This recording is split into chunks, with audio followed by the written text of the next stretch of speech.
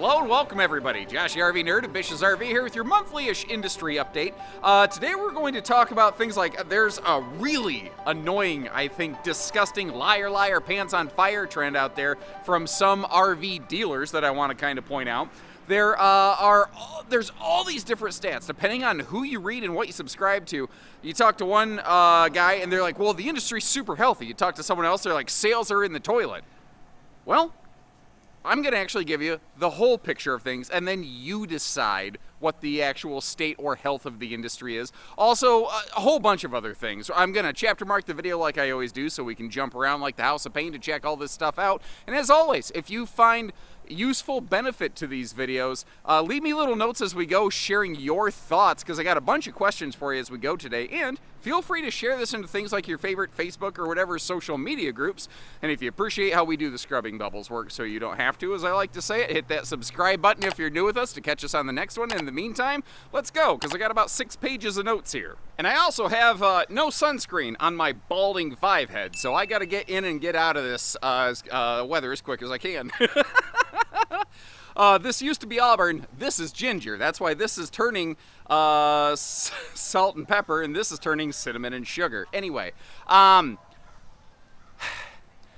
been trying to put out a lot of consumer protection, buyer beware kind of stuff out there, and I am seeing an absolute explosion of this false sense of RV direct-to-consumer nonsense from various RV dealer groups. And for the sake of integrity, I'm not going to broadcast and put on screen who.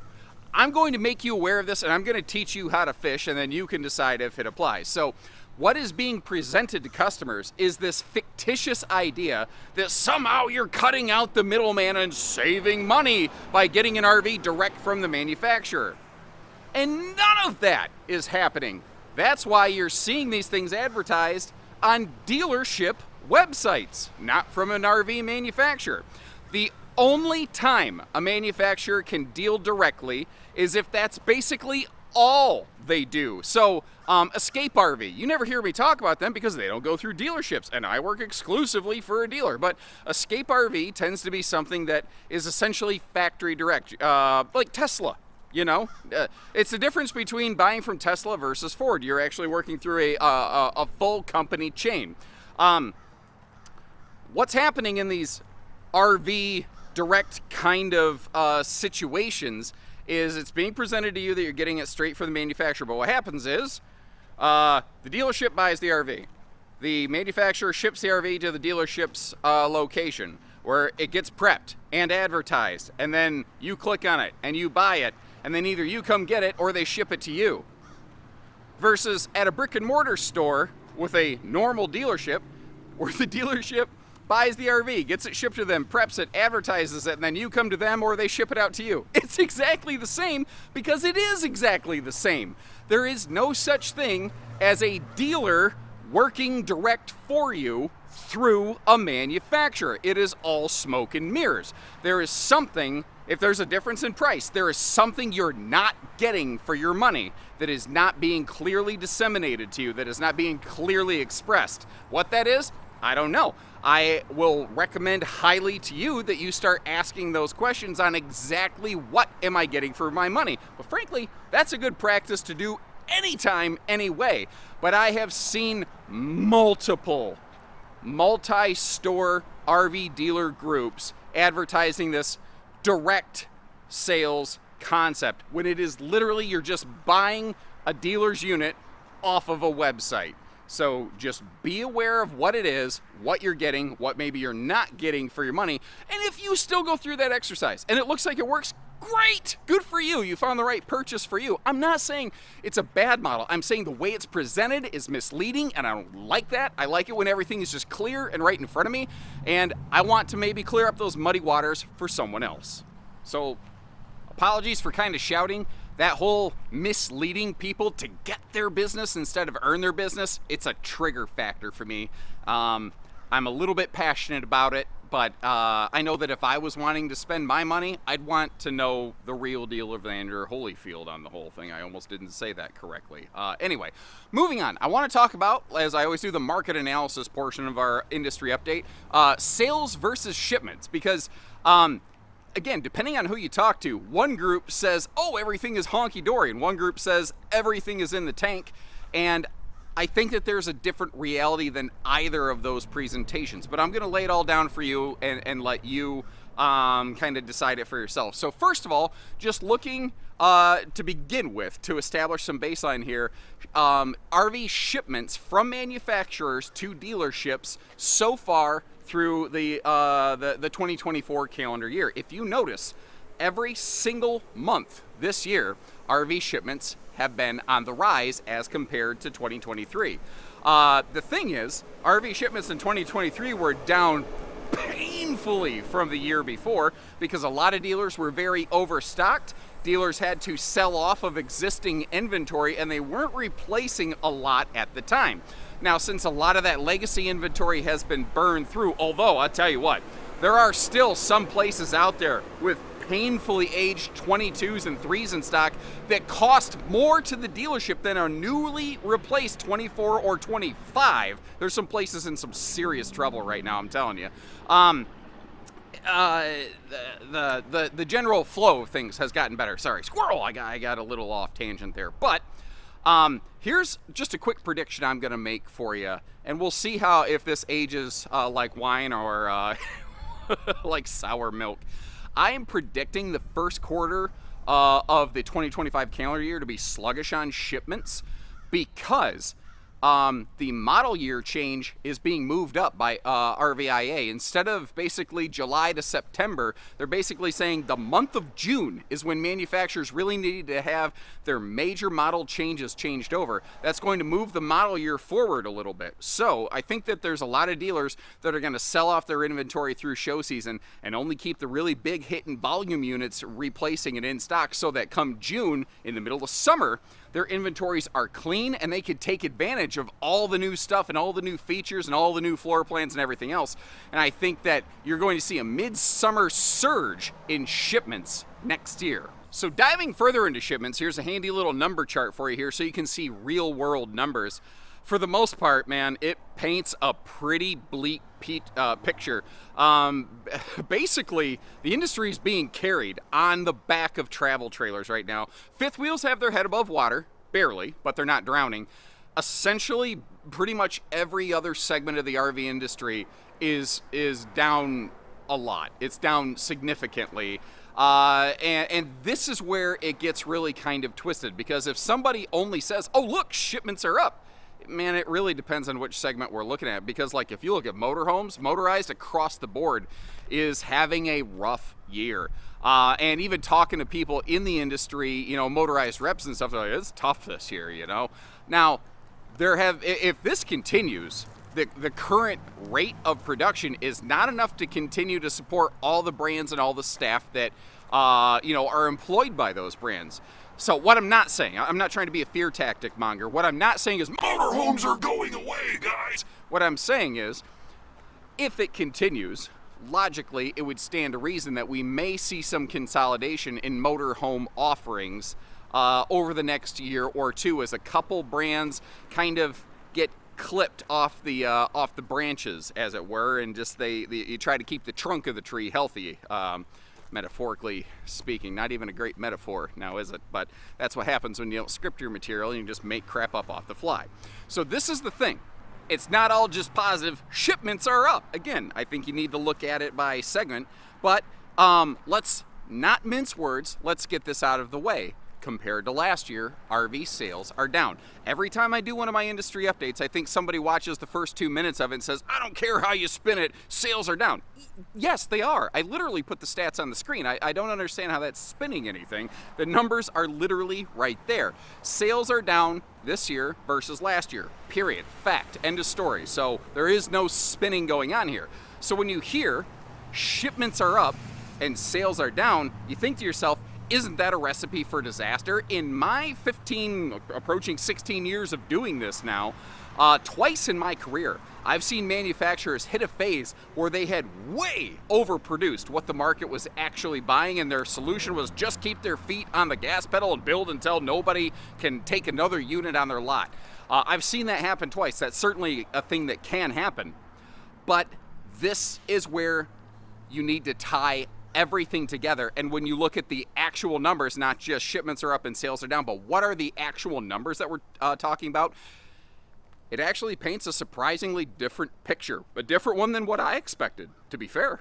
So looking at the whole picture with real world numbers of shipments versus sales, we do need to roll the calendar back a little bit to June, because that's the most recent time where retail sold stat numbers are made available. Those lag behind shipments a little bit because it takes longer for things to register through DMVs and whatnot. Something about when a government agency is involved, it's a little slower. I don't know. Anyway, if you look, there have been about 179,000, just under 179,000 RVs built and shipped to dealers through the month of June in 2024, our current calendar year. But there have been 189,000, a little over that actually, RVs purchased by customers and registered during that same time frame. So the industry has actually sold a little, it's like 10,247 or something like that, more RVs than have been produced. Sales is actually still outpacing shipments. And you're thinking, well, they did that for a while last year. Dealers were selling off of existing inventory. Why has that continued? Well, it's basically for the same reasons. Interest rates are a major factor. Coming into this year, it was originally discussed that interest rates on RVs were probably going to drop 2 or 3 times. Well, interest rates, period, but specifically as it applies to RVs. And then that didn't happen. And then it really didn't happen. And then it continued to not happen. And we're going to talk more about interest rates in a few minutes here. But essentially, what it kind of represents is dealers are readjusting their inventory to the current market conditions. They're getting off of some of that remaining in-stock legacy inventory, which again, some dealerships are in a really bad way on right now. And it also represents dealers minimizing the impact of curtailments on their inventory floor planning. For those who are not aware, kind of like if you buy an RV, you have a loan, dealers pretty much have an open revolving loan with the bank where we add the cost of an RV to it when we sell it, we pay it off and take it back off of there. That's called floor planning, but we pay interest on that stuff just like you do. So if you have a lot of inventory hanging out over a long time, the way that you offset those dollars is to reduce your total exposure, reduce your total inventory. So we are still in a national inventory reduction cycle at this point. When that changes, I don't know, but for the time being, that is what we're looking at. Dealers are more excited about getting something off the lot than replacing it with the next one. That is really the climate that we're in right now. So we have discussed shipments are up, sales are down, which segments are doing well, which segments are not, how many actual sales versus how many actual RVs are being discussed. I don't think there's any sort of spin on that. I mentioned that just because the last 4 times I've done these videos, somebody has offered that critique. These are just the hard numbers, but I wanted to paint you the whole story so that you can decide if this is the right climate and or condition for you. And if you appreciate how we try to just give you the whole picture instead of only peeking through the keyhole, hit that like button, leave me a note that says thanks nerd, and again, if you're new, hit subscribe, because obviously we will go to some pretty great lengths to be candid and transparent with you, even when it's not always the news that may make you want to buy the next RV. We just think it's fair and you deserve to know. And I stumbled into something interesting. We're going to be seeing a new travel trailer manufacturer potentially around the United States. The company's name is General Coach, and most likely, especially newer US-based RVers aren't really familiar with that name. Those of us that have been around for a while, though, you may have seen something floating around called like a citation, award, something like that. The company's full name is General Coach Canada, and they've been around since the 1950s, and for the first time in 74 years, they're actually going to begin US-based dealerships where they will actually, build their RVs, send them into the United States for sale here in the States. Now I think it's an people are either going to say that this is a positive sign of good things in the industry, or they're going to be like, these people are absolutely nuts. I don't know which, but they are one of those brands that is really well respected for making some higher class stuff. Like, a lot of US based people are like, who are these guys? I would be curious. I know we have about 9 to 11% of the people that watch this video are actually Canadian customers. What is your impression and your experience with General Coach Canada RVs? And what do you think US customers should come to expect from these things? So within the industry, there's actually a little bit of a funny tongue-in-cheek phrase. We call this the smallest big industry that you may ever find out there. What it means is that despite the broad reach of the RV industry, there's really only a couple people truly at the helm, really driving this thing at the highest level.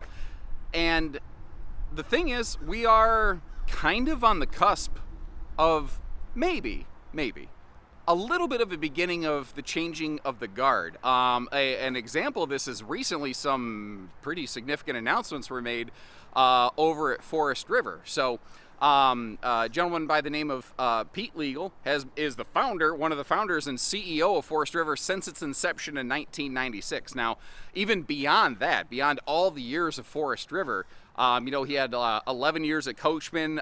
He founded Cobra in the meantime, which not in a sense, basically, effectively, kind of became Forest River. But the thing is, it's been around a while, and God forbid the guy has earned enjoying a couple of the good years of his life.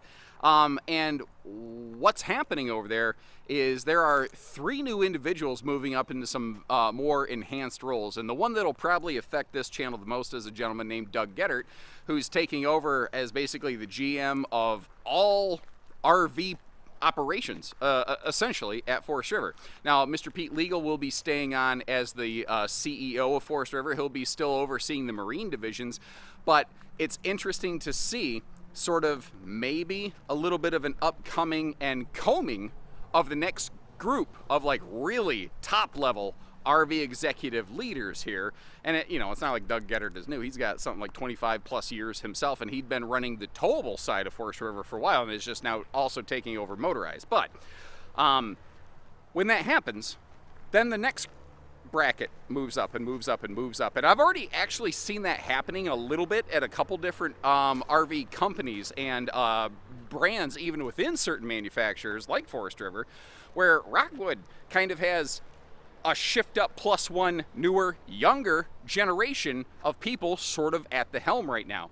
And there is absolutely value and benefit to long-standing experience. They've seen things that a younger person maybe hasn't, but there's also benefits to having newer, younger, fresher mindset eyes, whether it's floor plan ideas, marketing concepts, customer service fulfillment is finally starting to become more and more of a conversation at the manufacturing level than it ever has before. Don't get me wrong, a lot of RV companies still have a long way to go to improve that, but the fact is it's at least a talking point where it often just was almost never before.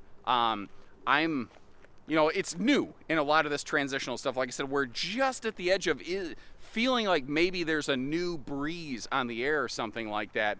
But it is interesting to think that for a very long time, there have really only been a core handful of leaders truly driving this industry. And some of those names may begin changing, say, over the next decade. And I'm really curious to see what that pans out to be. So let me ask you, what changes, innovations would you like them to focus on for the RV industry? Leave us a note, let us know. Now, at the time I'm recording this, nothing is official yet, but there is some pretty serious talk and thought that we may see at least some reduction in interest rates as soon as this coming month. Basically, the month of September, when this video comes out, we may see our first interest rate drop in like 4 years or something like that. As inflationary factors have eased, things are getting more in line with the targets that the feds have set. There have been a couple kind of discussions where it may be happening. So, fingers crossed, toes crossed, eyes crossed. Just don't cross your wife, guys. We may have a little bit of relief on the horizon. We're also getting ready to enter, well, we effectively have entered, what I call the next season of camping. A lot of people think spring, summer, fall. I've always felt, being in this industry, there's another season in there that often gets overlooked, and I call that back to school camping season. And this is just one nerd's opinion. This right now is the best time to go camping. I think once the back to school season hits, a lot of people just think, well, camping's over, but this is the time of year where campground congestion really dies down. There's more open sites. There's more peace and quiet. There's less noise. There's fewer dogs running through your campsite unmonitored, things like that. And this also tends to be the time of year where some campsite places will either reduce their rates, or I think KOA members may get like double points with their memberships for booking at certain places this time of year, something like that. So if you were thinking of giving the old RV the pink drink of sleep and putting some antifreeze through her veins, take a look around. Maybe consider getting out, even for just a quick weekend. Even if it's just take a quick weekend with the family. There's a lot of really good camping to be had right now, and I think a lot of people miss it. And I just kind of want to put that out there. Maybe you get a little extra enjoyment out of the old rig. And with 2025 RV production basically in full tilt right now, there are some new things being introduced, some new, some suspension and pin box stuff that we haven't seen before that I think you may want to keep on your radar if you are a prospective buyer moving into the back-to-school camping season, as it were. One of the first ones here, something I have long felt, if you watch my videos, I talk about this all the time. If you want an RV that is more likely to stay in your driveway and stay out of the service center, one of the very first things you should be looking at is not what manufacturer it is not does it have Asdel or not. You should be looking at what suspension is that trailer riding on, because every single bounce and jounce and wiggle jiggle and herky jerky roller quaking going down the road that isn't absorbed by that suspension gets that stress is applied to every nut, bolt, widget, whiz bang and fastener throughout that entire RV. So if you want an RV that doesn't shake itself apart, you want to look for one that has a better suspension. The trick is, what's funny, your average first-time RVer really doesn't know the difference between them, and as a result, the least expensive leaf spring system is by far the most predominant RV suspension package out there, because it's the least expensive thing that generally does the job of getting the trailer down the road, but it certainly doesn't do it the best. It just does it in the most price-aggressive fashion.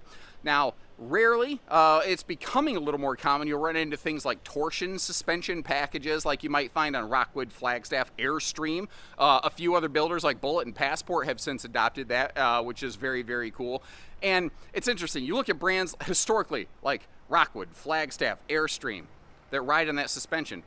There's an interesting correlation there that those tend to be brands that hold together better on average than other things within their class and category. Airstream is kind of their own thing, obviously. But recently here, Lippert has come out with a new thing. I think it's called something like a torsion coil suspension, TCS. So it replaces a conventional leaf spring, and the idea behind it is the way that it absorbs stresses. It translates less of that road violence up into the body structure of the RV. What's cool is they have versions of this available for travel trailers, for fifth wheels, and it'll be very interesting to see which RV manufacturers adopt that new package from them. Something else that they're also releasing, more than just enhancing travel trailers, is their new Helix pin box, fifth wheel pin box here, where basically it has a big shock coil right on the pin box here. And through their testing, what they've found is it translates about 30% less stress and violence from the towing experience into the frame of the RV.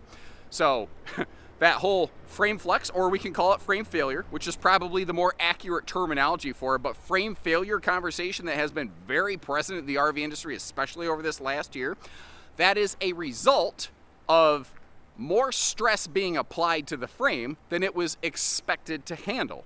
Well, when this pin box can translate 30% less stress to that frame while also smoothing ride and handling going down the road, that starts to sound to me like a very attractive proposition. And again, something that helps the RV's structural integrity stay intact and not rattle trap itself down the road. Now, here's the rub, bub. These things sound really great. How do you get your hands on them? Initially, word is that they will only be available as part of new RV production. It'll be available only strictly to RV manufacturers. These things probably won't be available to aftermarket consumers. Like, you could come to our store and I don't think we could just order that hitch or that suspension package for you. So it is something that you will see kind of like a line in the sand begin on certain new RV production. Now, if it takes off and it becomes popular, then it's probably more likely they'll ramp up production and make them more available, especially like the fifth wheel pin boxes after the fact. But for now, that's not going to be the case. Now, it's not really clear which brands are going to use what. I haven't seen much of that suspension enhancement currently yet. I have heard rumor some companies like Alliance, maybe Keystone, maybe Brinkley, maybe looking at adopting that fifth wheel pin box for some. I don't know if it'll be all or some of their RVs, pending further testing. So this is all very new and on the front side of things, but I wanted to kind of put this bug in your ears so that when you go, you know, around the RV fall show season, or you start seeing the new 2025s roll in with these new orange suspension packages and big orange springs on the pin box, you know maybe what you're looking at, and you got the little tip there from your Uncle Josh. And this next new thing here, I need a little bit of community involvement at the end to sort of like existing users. What have you found? So a company called WeBoost makes cell phone signal boosting hardware for a variety of applications, but one of them is for RVers. And they've just come out with, what's it called, like the Drive Reach RV2 system or something like that. And it's boasting stuff like extending your cell signal to reach like 3 times further. Like, it can grab the towers from 3 times further away, then relay that to your phone. So better connectivity, allowing you to go further, get further away from people, which, I mean, that's half the fun of RVing, right? You get the idea. But the thing here is it's all cellular based. So their technology works with any phone, any carrier, and it's a one and done kind of purchase thing. It's not like a monthly subscription package, and it's about a $550 upfront cost. You slap it on your rig and then you're done, son. Thing is, I have no personal experience with this, and I would be really curious, are there existing WeBoost users or other cell phone booster system users out there who would be willing to jump into the comment section and share a little bit of your experience? Like, have you used these things? Are they actually worth the money? Are they not worth the paper the receipt is printed on? I don't know. I'd love to hear from you. And I saw an interesting development in the RV camping club circle, basically. Harvest Hosts has acquired Escapees RV Club. Escapees, I think, has been around for like over 46 years, something like that. They've been around a long time, and it's a name that a lot of people, it's one of those things, if you've been in the industry for a while, even if you don't really know Escapees, you've heard that name for a while. And Harvest Hosts has acquired Escapees. And Harvest Hosts has said that their goal is to try to enhance and elevate and improve just the general RVing community. And while anybody can say something like that, I think one of the really awesome testaments to this, and I think that it really kind of shows some good quality of leadership among the Harvest Host group, is that all of the Escapees staff members were retained. You know, it wasn't like, we're just going to buy your name and we're going to buy your membership so we get your money and you guys are fired. All those people are still there. They just have a new shingle over the door, effectively. And all existing Escapees RV Club members continue all their same normal benefits, have all the same normal supports and opportunities there. It'll be interesting to see if there's any sort of merger down the line. If they continue to operate as pseudo-separate entities, it would make sense that there'd be some level of integration at some point. But it's just yet another symptom of how this industry is simply following suit to what has already happened in the automotive industry, the hotel industry, restaurant industries, the consolidation trend here, where there used to be all these little independent groups and a couple multi-store or multi-campground kind of organizations. But you are starting to see where there's a few specific names growing, and a lot of those independent names are sort of falling out. And it's kind of sad to talk about, in a way. I mean, I came from a family-owned mom-and-pop single distribution store, and I'm here under a consolidation thing. But there's different groups. Like, we happen to still be family-owned and operated. We just happen to have 20-plus front doors, you know. There's some places that are all big corporate, big iron. And then sometimes you run into something here like it sounds from Harvest Host, where they're really trying to, yeah, they want to be bigger, and there's nothing wrong with being bigger and successful, but it really sounds like they're kind of going about it more the right way. So I'd be kind of curious, Harvest Host or Escapees Club members currently, what do you think of the news? And what would you like to see with the new pairing of the organizations long term? Well, sometimes, I gotta tell you, I gotta laugh when I see some of these headlines. Like, you can tell some of the stuff is written by someone who's never spent a day RVing or anything in their lives. I see this headline says, recent studies suggest campers plan their trips based on the weather. well, I don't know how much money you paid to bankroll this study, but you could have given me half of it, kept the other half. I could have kicked you in the nuts, and at least you had some money left in your pocket.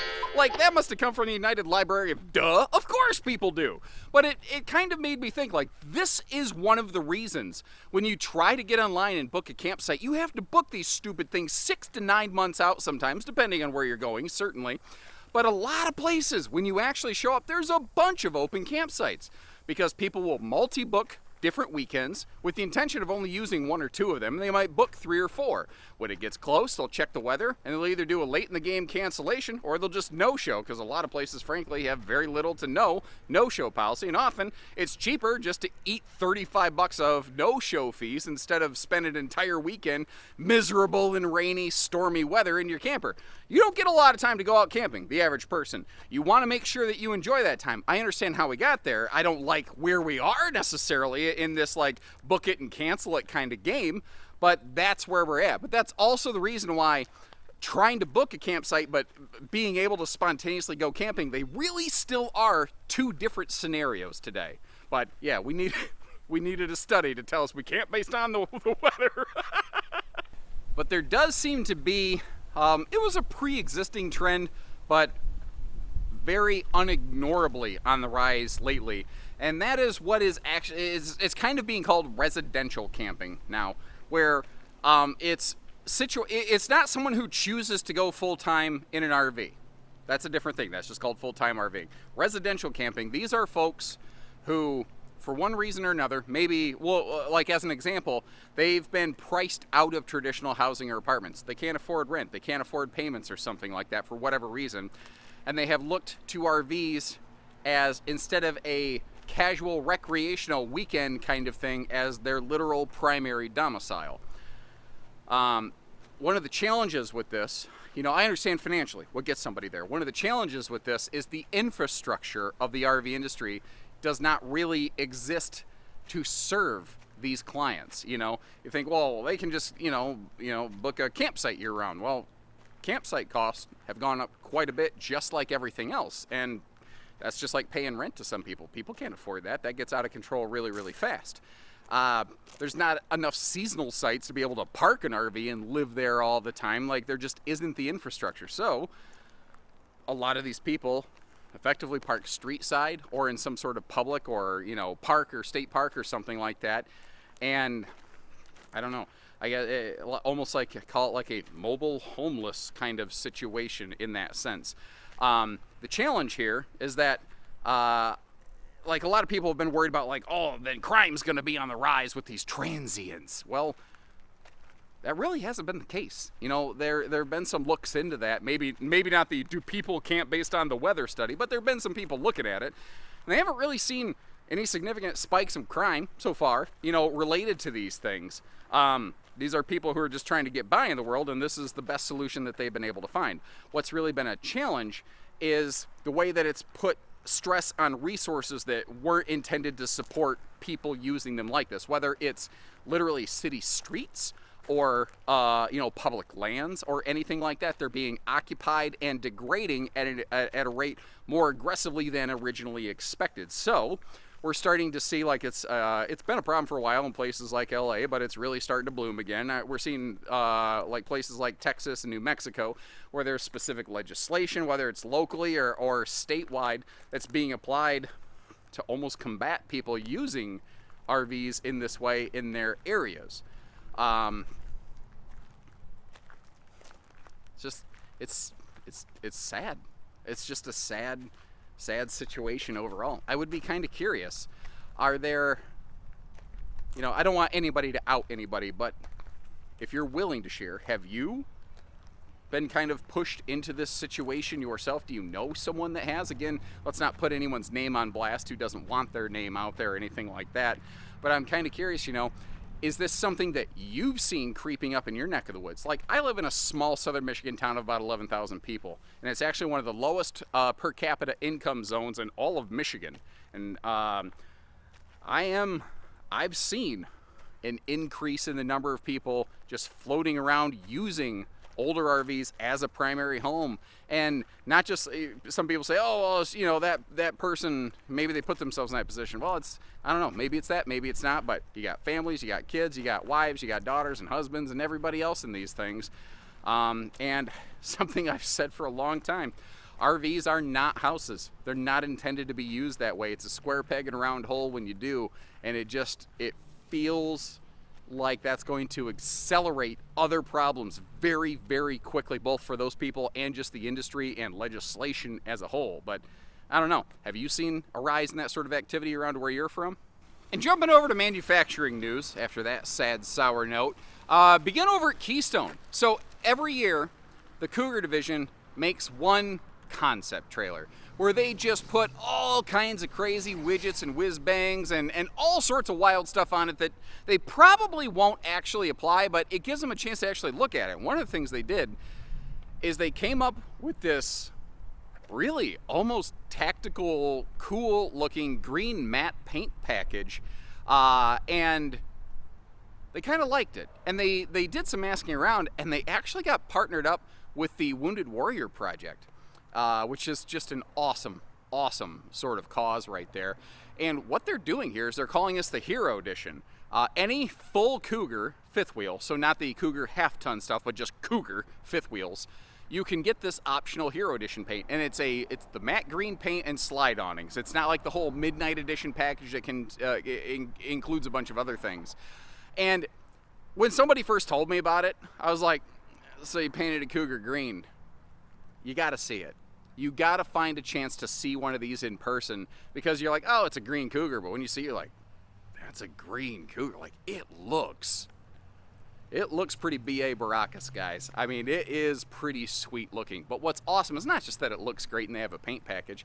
Every one of these sold, Keystone, right out of their bottom line, donates $1,000 to the Wounded Warrior Project, up to $1 million total, and they've committed to a minimum of a $250,000 donation to this fund, just because they played around with a paint package on a Cougar. And I think that is absolutely awesome. Something else that I love is anytime somebody invests in kids, anything that helps kids. And I want to give a tip of the cap to KZRV. And you don't see a lot of them on this, well, almost none really, just because my dealerships, for whatever reason, we don't happen to have a bunch. I don't know, maybe that's something we should fix in the future, I'm not sure. But I still want to give them some recognition. They put together a big like donation drive, basically, where they packed up like 73 of these big giant backpacks full of all kinds of essential school supplies and gift cards that they're distributing to teachers at local schools to just help kids get through the year, because it's crazy, especially in the northern Michiana area, that fictitious land between Michigan and Indiana. They're the teachers, who already have some pretty weak pay scales, have to be the ones to help kids get a lot of things like basic rulers and notebooks and whatnot. So seeing somebody pitch in and help that, I think that is absolutely awesome. So very well deserved tip of the cap to KZRV over there. And shout out to Mr. Ryan Jude running that show. And finally, maybe the potential for a little bit of RV justice. Remember these individuals back in April? We put their photo up.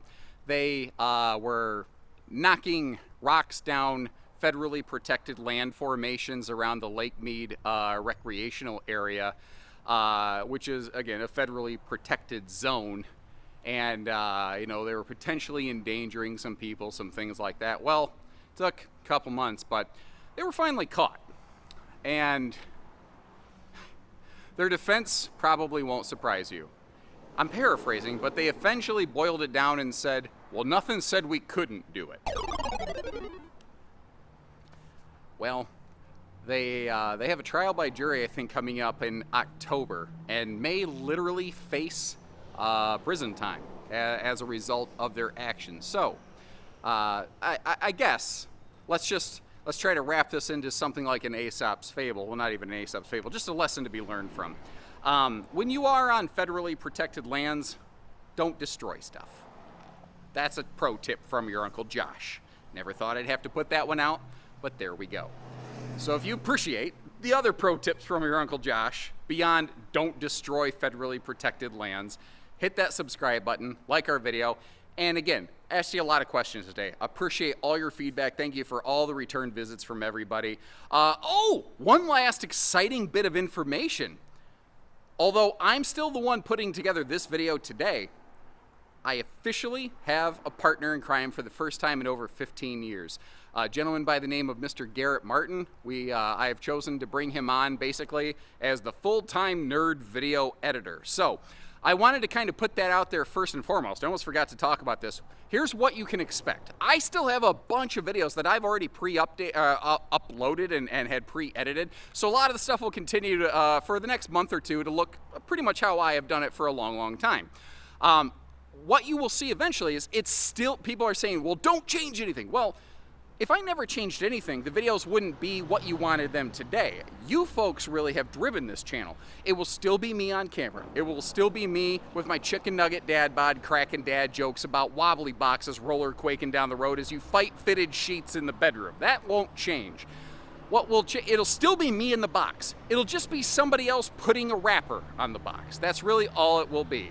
And I thought it would actually be really cool if you had a quick chance to meet Mr. Garrett himself.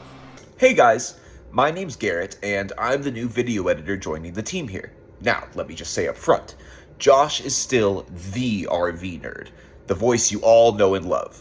I'm just here to enhance Josh's vision, add a little bit of flair, and make it easier for him to do what he already does best. But don't worry, Josh's humor is still front and center. I wouldn't dare mess with perfection. I'm super excited to be working with Josh to bring you even more great content, and I want to hear from you. What kind of things would you like to see more of on the channel? Whether it's more dad jokes, nerdisms, graphics, different types of RV walkthroughs, or anything else you can think of, let me know in the comments. Thank you so much for welcoming me to the RV Nerd family, and I can't wait to see where this journey takes us. So for the first time ever, from the two of us, take care, stay safe, have fun, and happy camping, everyone.